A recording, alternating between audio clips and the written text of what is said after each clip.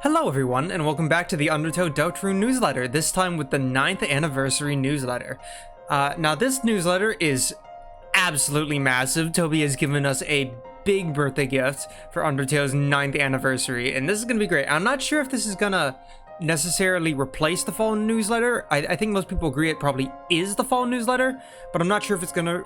There's gonna be a separate one. Probably not though. This probably is gonna be the fall newsletter, because Toby did say that he's probably gonna give less updates as the next Deltarune chapter is near completion. But as we're gonna see from this newsletter, this Deltarune, there's quite a bit of Deltarune updates in this. That's all I'm gonna say. But yeah, the Undertale Deltarune 9th, specifically the evil damage Kara 9th, the Undertale Deltarune 9th anniversary newsletter. You've got a very cute gif of Toriel.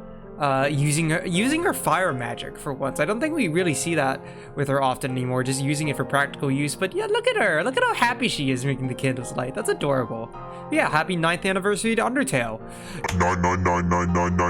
9. This means it's been 9 years since the 8th anniversary and 99 years since the game came out. Here's to another 9 years. Yeah, Toby's staying on theme with this one, isn't he? But yeah. And most everything, I don't think there's really any, much Toby Fox specific updates. Most of this is just Undertale, Deltarune stuff, which makes sense. It is the anniversary newsletter. But the first thing we got is an interview with Sans. What do you think about the number 9s? This one isn't like the Papyrus Q&A. This is an actual interview. And it's the specific question. What do you think about the number 9? So, got some cool artwork of Sans standing horizontally on Papyrus, which is really cool actually. How are they doing that? I guess Sans does have gravity magic, so that's probably combined with him doing that and Papyrus holding him. But once again, very cute tummy art for the 9th anniversary. And yeah, we're gonna read the interview right here. The number 9. 9's okay, but I kind of feel bad for how it ended up. You know, 7 ate it. Ah, the classic joke, of course. 7 ate 9? Yeah, at least that's what the theorists are saying. Theorist? Game theory? I don't believe it! I refuse to believe that 7, 8, 9! 7 is supposed to be the cool number! Why, they would never do that! It's just a pun, Papyrus. 7, 8, 9, the Rio number series. I love how Alphys doesn't even just say it like counting numbers. She, like the nerd she is, specifies the math term for it, the Rio numbers. Thank you, Alphys. Very, very nice. That's not even the real numbers. Wait. That's not even the real numbers. That's the natural numbers. It wouldn't be integers because we're not going to negatives. That's the natural numbers. Real numbers would include fractions. Alphys, you're a fraud. Well, I guess technically you are a fraud in Undertale canonically in many ways, so that isn't even a lie. I see. A pun. That explains my bizarre lack of amusement. Well, what about the counter pun? 5, 6, 7. If 7 is some kind of cool dog or wolf, and 5, 6, 7 are 9. Wouldn't that mean that 5 is the real culprit? An irresponsible dog owner? And that 7 was just a misled anti-hero? 5, 6, 7 to 8, 9. I guess that makes sense? If 7 loved 5, maybe they were just doing what they felt like they had to. Why is there this weird amount of amazing characterization over a 7, 8, 9 pun? What the heck? Everyone's taking a different stance on this. No, 7 was weak. Duty is no reason to harm another. Okay, geez, Tori, I was just saying that. Numbers are stupid. I'll wreck them all. Get out of here, math. So true, Undyne, so true. I like numbers. Nerd! Don't worry, Alphs. I'll leave 0 and 1. That way you can still do nerd stuff. So 1 1 1 1 0 0 0 1 0 0 1 0 1 0 1 0 0 1 1 0 1 0 0 0 0 0 1 0 1 0 0 1 1 1 0 0 1 0 1 0 0 1 1. They just started spitting straight facts in binary, absolutely. I mean, technically you can still do nerd stuff in 0 and 1. I mean, the binary counting system is a legit counting system. But yeah, we've got Sans making the pun. Papyrus being gaslit, baffled and confused, and then trying to counterpun. Alphys being the math lover and also trying to justify it, sort of. Torio just coming in with the no, 7 was weak. Just the severe spite in there. And then Undyne comes to wreck numbers because she hates it. Oh, wait, we got more here. Oh yeah, we're only halfway down, jeez. But no, let me translate this binary real quick. Okay, so Sans is saying in binary, so 7, 8, 9. And Papyrus is saying also in binary, Sans! Which is kind of funny that Papyrus can just pull binary out of nowhere. Like, Sans, it kind of makes sense. He has a scientific background, but apparently Papyrus can too. Which is interesting. Very, very interesting, you could say. But yeah, we're still going on, actually. Let's step back a sec. If 7 is a misled anti-hero, is -7 a villain who thinks he's good? Oh, you know what? Now we're getting into the integers. We've got some negation going on, and it's some, I guess, narrative negation as well. No, you're starting with the wrong premise. We need to go from the motivation account. So, -9, -8, -7. This time, -9, -8, -7. So they spit him out? Well, if eating makes food go away, perhaps negative eating is cooking. After all, making food and eating food add up to nothing. Not in my brother's case. Eating any food seems to generate hamburger wrappers and peanut shells. Okay, so for it to be the opposite of eating, negative eating is cooking, that also deletes trash. Maybe the trash is the thing getting cooked? Then use it up. Cooking disgusting garbage. Aha! It's just like when my brother makes food. To be fair, you can just eat literal garbage in Undertale as well, so. So, following this formula, -7 is Papyrus, who had Sans, -9, cook for him? What? I'm the villain? Maybe you seem like an enemy, but you're actually just a good guy. What? Why would I ever be any enemy? Does he know? In Undertale. Alright, we're still going. This was a very weird potluck. Wait, they're at a potluck? Is that why they're all here?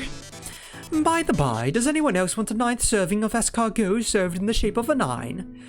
The 9 escargot, interesting. Does anyone want a first serving of the vegetarian stargazy pie? What is stargazy pie? Please don't eat the spaghetti, it's still congealing. Seems normal to me. For monsters, seems very normal. That was a very fun and drawn out 7, 8, 9 joke, Toby. Thank you for this insight. But yeah, moving on from our little Sans interview, what's next? Oh yes, the 9th anniversary kitchen set.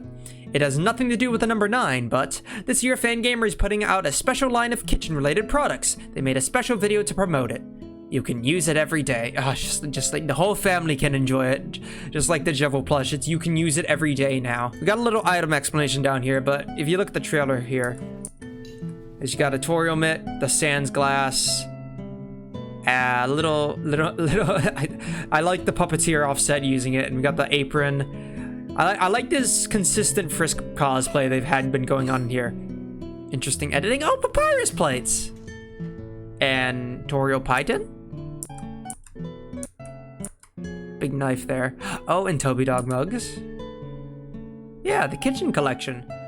Yeah, so if you want some Undertale kitchen stuff, I'm probably not, because I've got plenty of stuff. Maybe the Torio mitt's cute, but I honestly, yeah, go ahead. It's gonna be up right now. Oh, new friends appeared. Shaker's approaching 2025. Oh yes, they talk about that more in the newsletter as well. Yes. But yeah, if you want any of those right now, go and get them, because who knows how long any of them are gonna last. You can use it every day. Yeah, item explanation. Here we go. So here's what we're actually getting: Torio mitt, the plate, just a pot holder, apron, 2 cups, mug, glass, and a plate.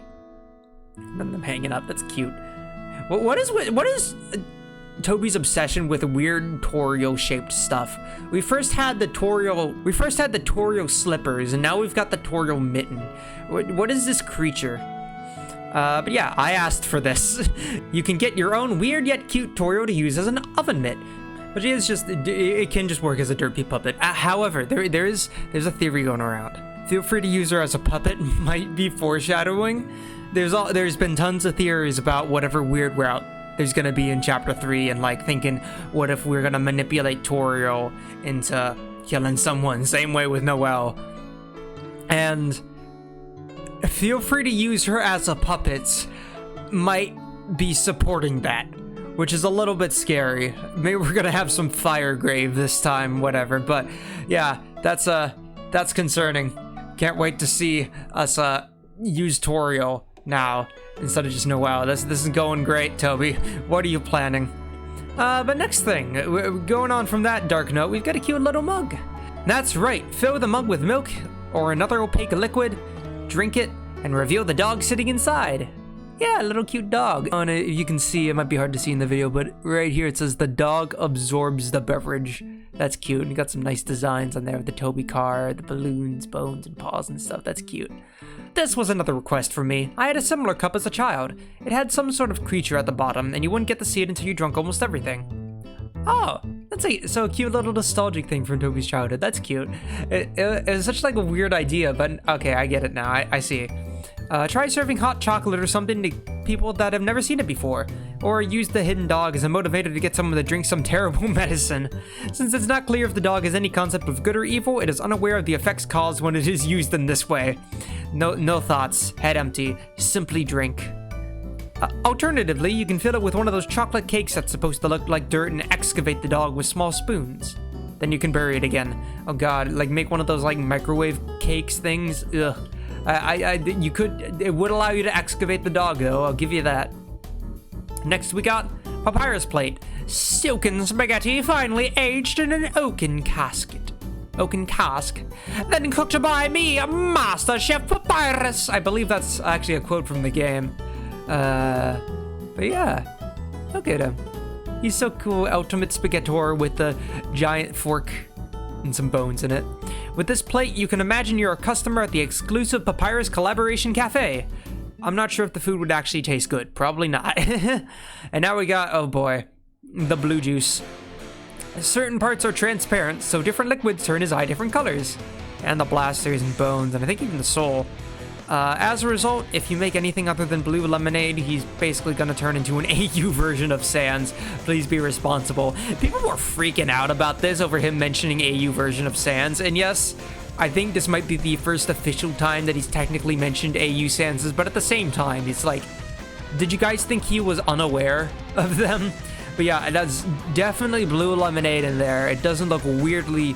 What is that, genuinely? What did they put in there? Because that's not blue lemonade. That looks way too thick.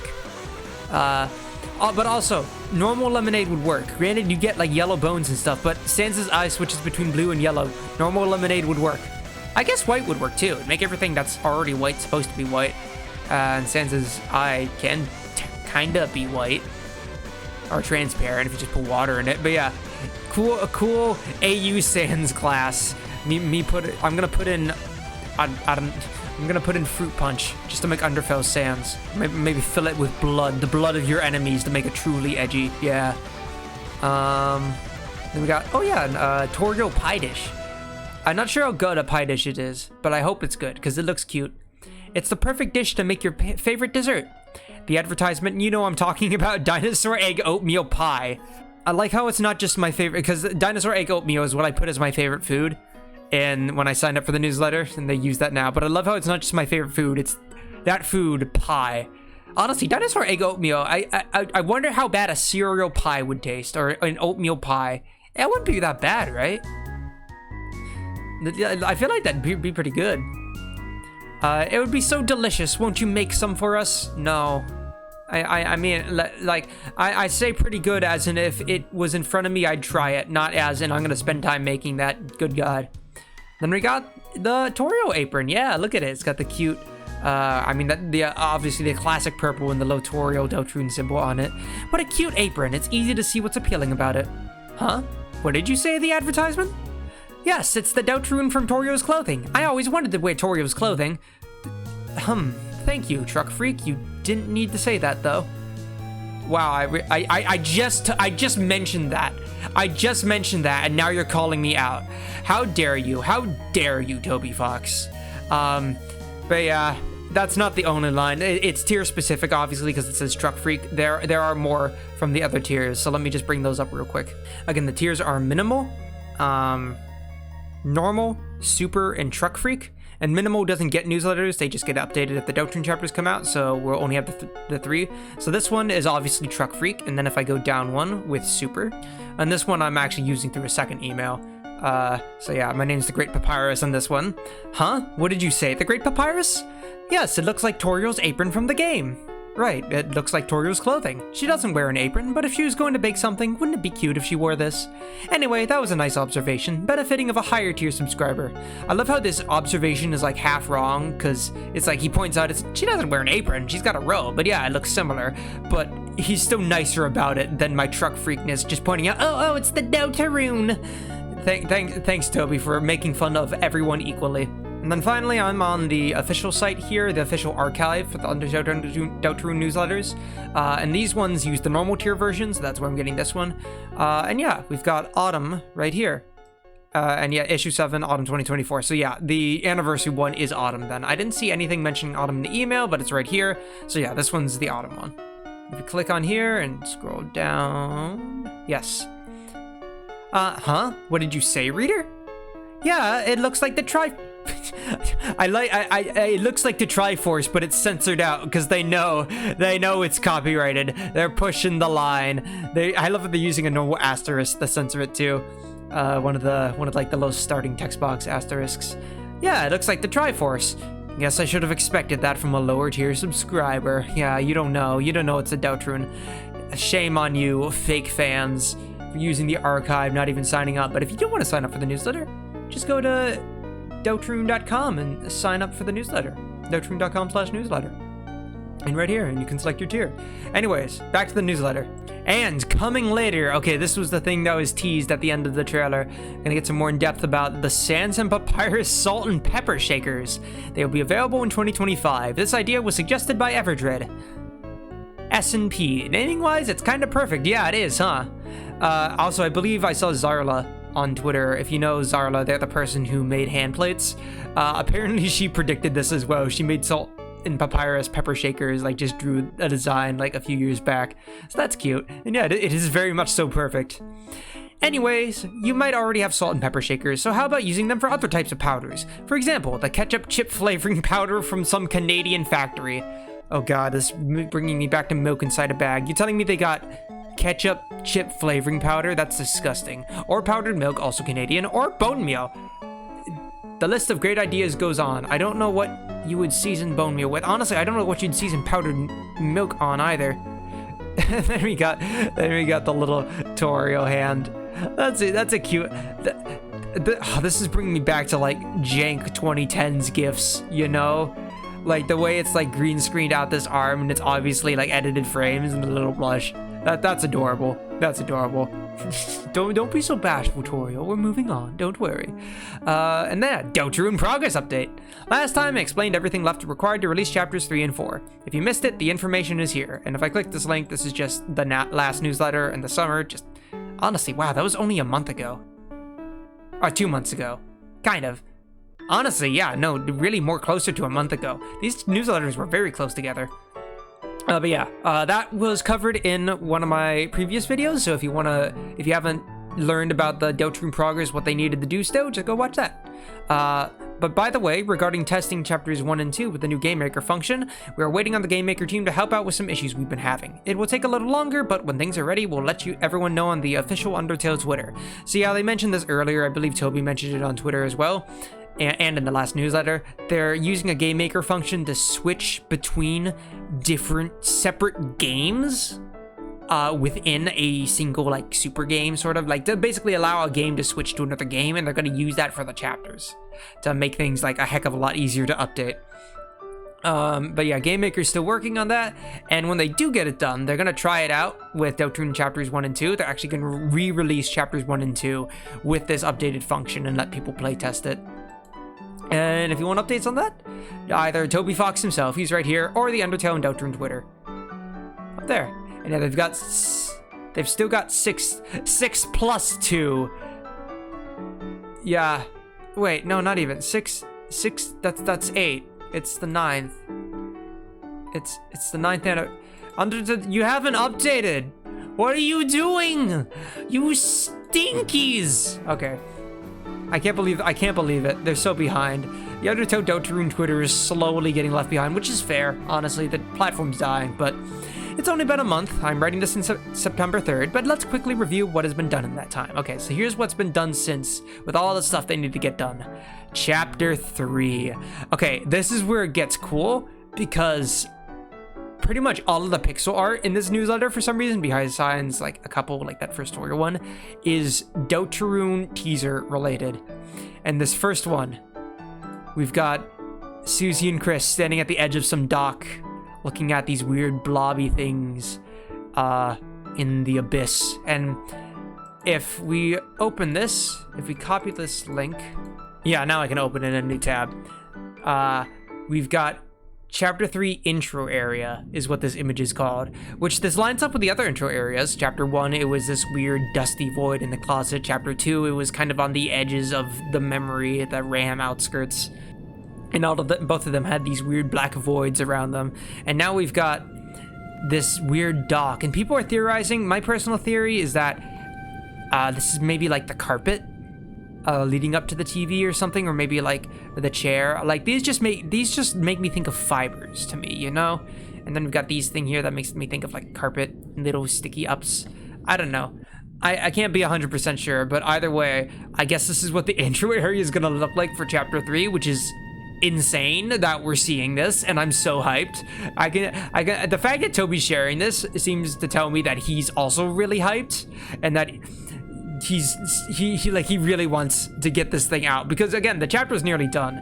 I think he mentions it, but the chapter is nearly done. Most of what's left is like translation and bug fixes and legal stuff and all that. But yeah, we'll continue on. As mentioned before, Chapter 3's main content was completed a while ago. Yeah, Chapter 3's Japanese translation is currently in the checking phase. 8.4, the localization company, is going through the game carefully to determine that all the lines display correctly in Japanese. This process should be completed by the beginning of October. We are hoping to begin professional testing of the PC version in mid-October. Ooh. I mean, testing ain't short. So, the believer in me wants to say Halloween, but that would probably be cutting it really close. I definitely think a 2024 release is possible, though. I'm thinking maybe December, you know, like around Christmas time. I'm definitely thinking it's possible, which is so cool.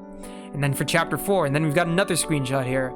We've got Noelle holding this flashlight up with some presents or something in the background. They look like presents, very Christmas themed. And it's kind of hard to see because the flashlight is covering like the red and green parts of her outfit mostly, but this is her normal outfit, I believe. She's just like kneeling down, or like she's just sitting down with her legs hunched up a little and looking in the flashlight like she's telling a scary story. No one is really sure what this means. Honestly, either this is, obviously it seems to be in the light world. I'm thinking it might be Noelle's house or something, but honestly, my theory is that this is going to be some either really heartfelt or really dramatic moment in the game, and Toby's just teasing it to make us be confused at what we're looking at and have no idea that is going to just leave us crying. And Toby decided to just tease this without any of us knowing what the context is, just so later we're going to be like, oh my god, we didn't know. But either way, very cool.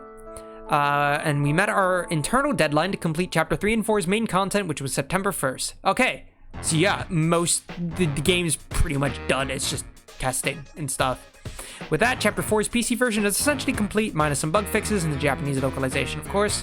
Our preliminary pass of Chapter 4's translation is now being worked on. I expect this first pass will be finished at the time we send out the next newsletter. Okay, so winter newsletter is probably gonna come out. Okay, so definitely not Halloween release then. Unless they release a newsletter on Halloween, but I don't think so. Sounds like we're gonna get the winter newsletter, and then not far after the first pass. That sounds like a first pass is gonna take that long, but I guess they're gonna finish the first pass by the time they sent out that newsletter, which, Depends on how early they send out the winter newsletter. I still think 2024 is possible, but looking a little later. After that would come additional passes and then checking, like Chapter 3 is undergoing now, obviously. I do think it's possible, but yeah, a little bit. They got some to go with the translation, I guess.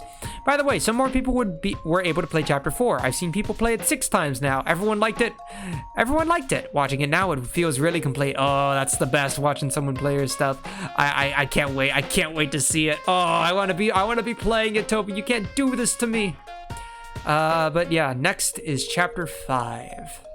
And this, they aren't releasing it with the next update, but it's what they're working on next. Everyone's going on the Chapter 5, I believe, yeah. Anyone not working on localization, console porting, or fixes is now working on Chapter 5. This will be the main focus for us moving forward. I'm really excited to see this chapter get made, and this is our first real teaser, just a little balloon.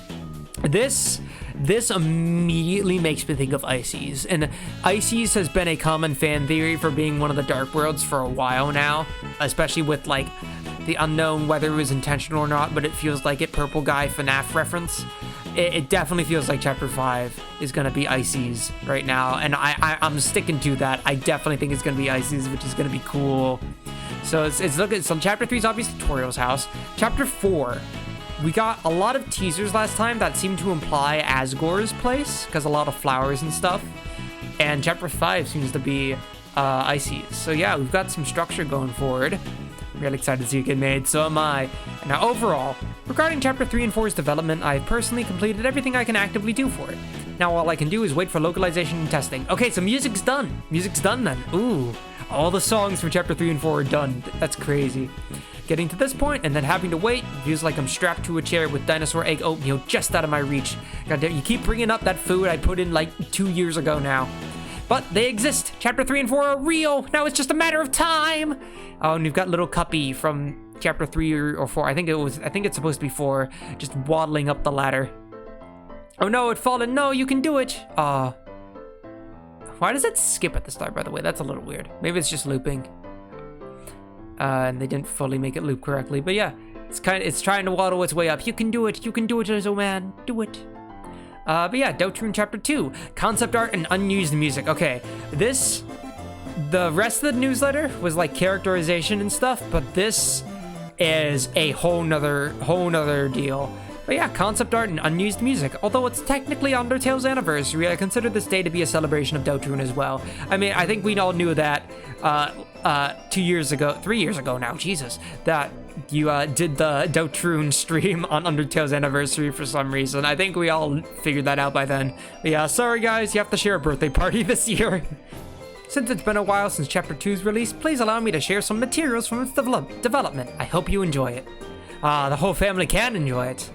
And yeah, we've got some more art from Temmie Chang for Unseen Chapter 2 concept art. And we've got some cool little papers here with Toby. Oh, his paw prints all over it with the ink. Toby, no. Drawing them all. We got some queen stuff. Some queen with fangs. Something over there. Some unused enemy. Ooh, looks like the original Plug Boys, maybe? I think that's Newbert. Spamton. Birdley with his no thing. I don't know who you are. You kind of look like a dog person. Something here? Is that just a TV? Some square with circle thing. Oh, it's people looking at it. Oh, are these the Swatchlings looking at the projector, maybe? Maybe this is Chris and Noelle looking at the wall. I don't know. It's a square with 2 people in front of it. What do you want from me? And then we've got, oh, there we've got mouse. And maybe this was going to be another mouse-related enemy. But yeah, concept art. View concept art. Okay. I'm not going to do the concept art in this video.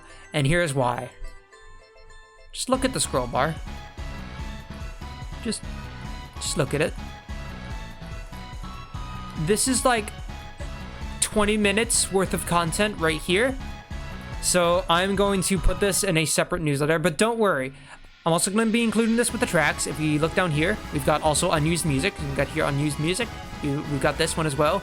The unused music tracks are also going to be paired with this. However, I've already uploaded them with some summarization of Toby's commentary in a video that I released Monday. So if you want to hear all the unused music, you've probably already heard it everywhere on YouTube. But if you want to hear it and get some Toby commentary on it, go watch my video. Or better yet, just come here and watch it.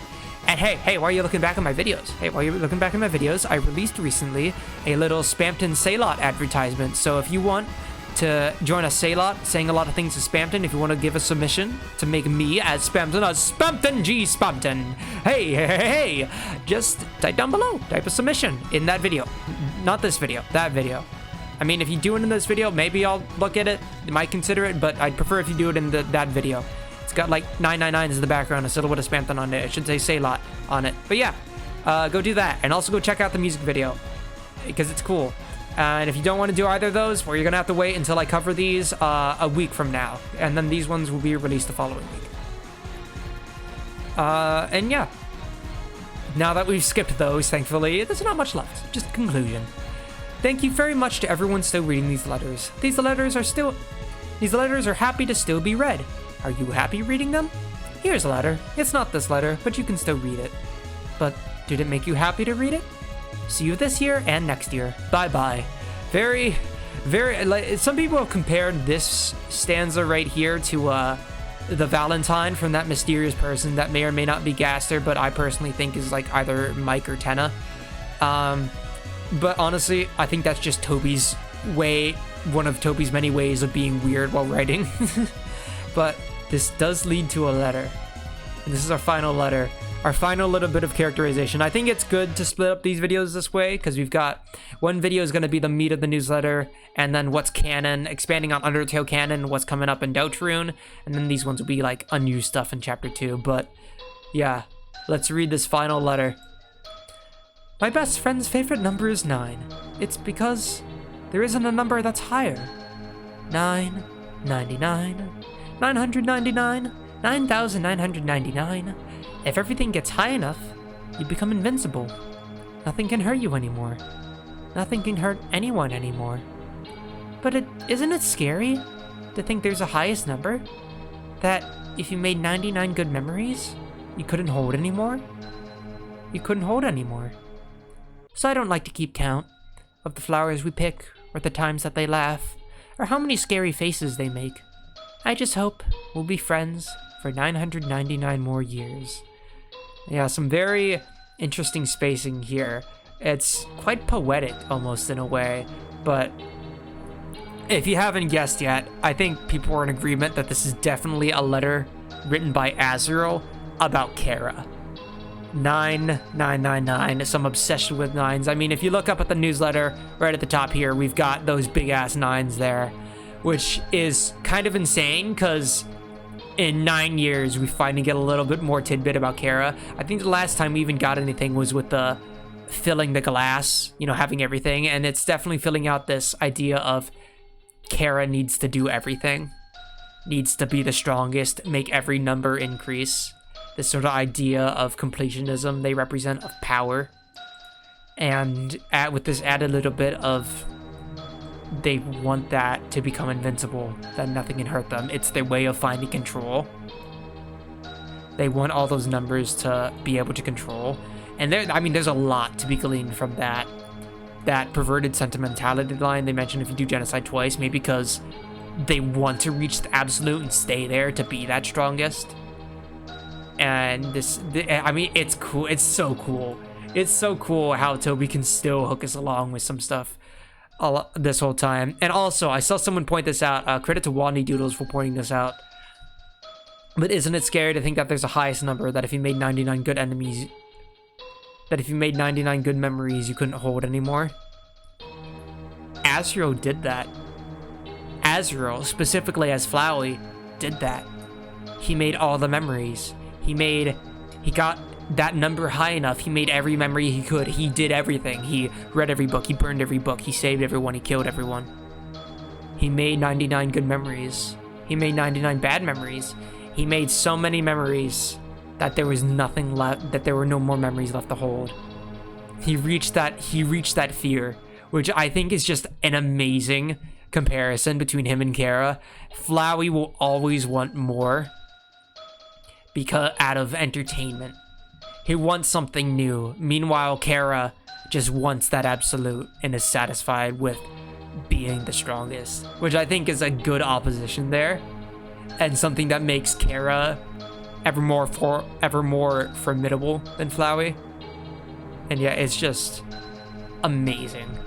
The way that's the narrative connections you can still pull in Undertale, and that Toby can still add to with just a few lines and there's a little letter.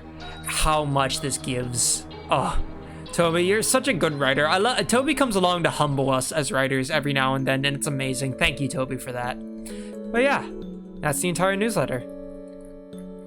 If you just go back down here, all we've got left is this little slice of cake with a little burning candle in it, and I think it's, yeah, I remember Tor up at the top lighting it here. And is there 1, 2, 3, 4, 5, 6, 7, 8? Yeah, there's 9 candles on it. Makes sense. And now we get our own slice. Unfortunately, it's not dinosaur egg oatmeal pie, but you know what? I won't turn down cake.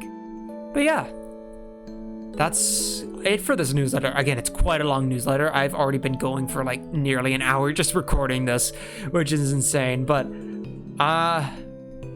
happy 9th anniversary, everyone. Happy 99999th anniversary. Thank you so much for watching. Again, please go watch previous videos and stay tuned for next week for the concept art. Thank you so much for sticking with these videos. I know I'm a very busy guy in college right now, working on so much stuff. I can't get out newsletters as quickly as so many YouTubers like Shay and so, like I like to edit mine too. Shay doesn't edit his stuff, he just puts his stream on. But like Shay, like fucking Jojerton, everyone gets this stuff out so much quicker than me. So I seriously appreciate that the editing and time that I put into this, trying to get it done in between everything, is appreciated by you guys. I'm really thankful for you for watching these, and I'm really thankful for you guys for sticking with me for 9 years. I think technically this channel has only been around for 8, but either way, thank you for sticking with me for so long. It's so amazing. And again, go watch that previous Phantom video, because it's not just about the Selah either. I've got some stuff I'm cooking up that I'm gonna try and get out in October.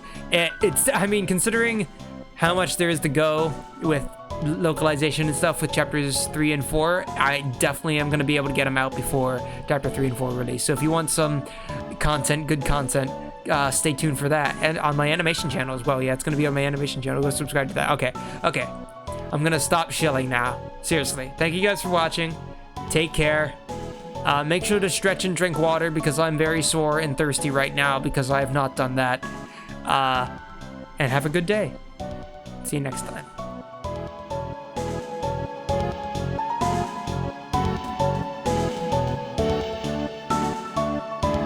But no, let me translate this binary real quick.